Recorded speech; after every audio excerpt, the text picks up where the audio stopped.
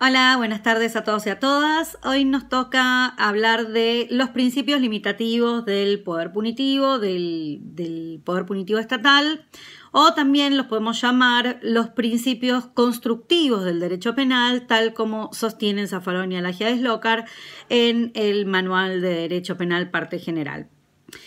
El primer punto de partida sobre el que tenemos que hablar cuando pensemos en los principios limitativos del poder punitivo, vamos a llamarlos así, que lo pueden ver así también en otros libros, fundamentalmente tiene que ver con considerar al saber penal, al derecho penal, como un apéndice del derecho constitucional. Esto es fundamental porque Zaffaroni va a decir entonces que la primer ley penal es la ley suprema, es la ley de la Constitución Nacional. Es la que va a marcar algunos delitos específicamente en la propia Constitución Nacional, pero además es la que va a marcar el rumbo en función de esos principios que están contemplados en la primera parte, fundamentalmente, de la Constitución Nacional.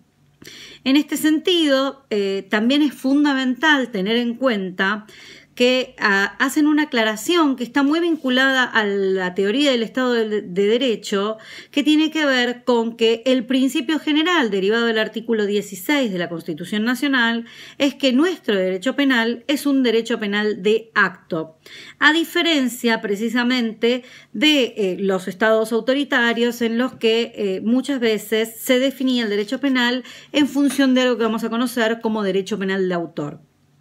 Esto es fundamental y de esta precisión derivan algunas consecuencias o algunos, por lo menos, modelos que podemos hacer comparativamente con algunas características para poder abordar luego los principios limitativos. En ese sentido podemos decir que el derecho penal de acto justamente lo que le importa es la infracción, un hecho determinado que es el que va a tener consecuencias en el derecho penal, consecuencias que incluso pueden acarrear responsabilidades punitivas.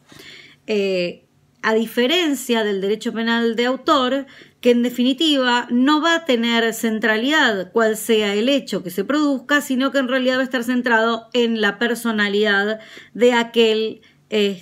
infractor, que tampoco va a ser identificado como infractor porque en definitiva la teoría de la peligrosidad, esto está muy relacionado con la criminología, lo que va a tener en cuenta es las características de la persona sobre la cual va a operar el propio derecho penal. El derecho penal de acto entonces responde más a un Estado de Derecho, el derecho penal de autor responde más a un Estado autoritario, el derecho penal de acto responde a la consideración de un hecho, un delito como infracción, el derecho penal de autor va a centrar fundamentalmente toda la energía sobre la personalidad de quien será signado por el poder punitivo.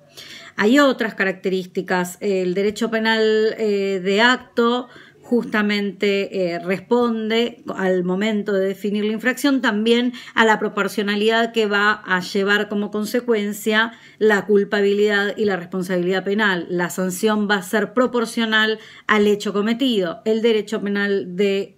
autor efectivamente no va a necesitar de esos límites, por lo cual eso va a estar definido por,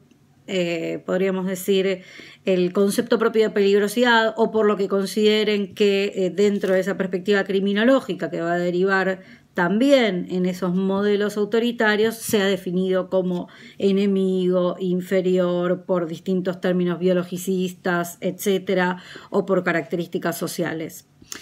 Este es un punto de partida importante para entender entonces que el derecho penal de acto pretende por lo menos dar una respuesta a un hecho que va a tener una respuesta justamente jurídica, mientras que el derecho penal de autor pretende de alguna manera reparar